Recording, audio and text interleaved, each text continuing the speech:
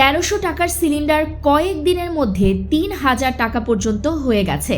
এমন পরিস্থিতিতেও পেট্রো বাংলা ঠুটো জগন্নাথ হয়ে বসে রয়েছে বলে মন্তব্য করেছেন বাংলাদেশ রেস্তোরাঁ মালিক সমিতির মহাসচিব ইমরান হাসান। তিনি বলেন, সরকারের কোনো উপদেষ্টাও এ নিয়ে কথা বলছেন না, কোনো কার্যক্রম নেই, শুধু ভোক্তা অধিদপ্তর লোক দেখানো কিছু জরিমানা করছে, তাতে আরও হিতে বিপরীত হয়েছে।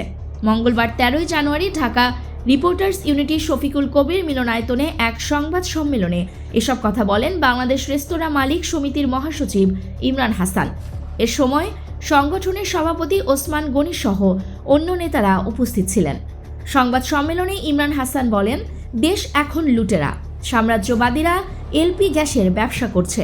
তারা কৃত্রিম সংকট তৈরি করে এলপি গ্যাসের দাম বাড়িয়েছে।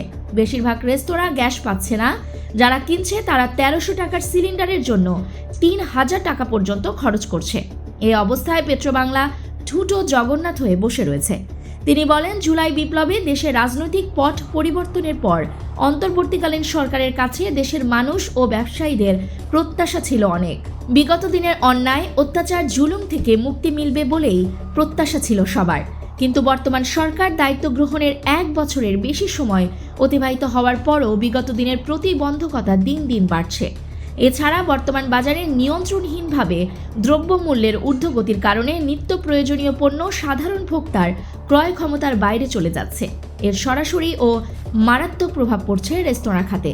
এসব কারণে দেশের রেস্তোরাঁ সেক্টর আজ গভীর সংকটময় সময় অতিক্রম করছে। নিউজ ডেস্ক, দৈনিক অন্যধারা।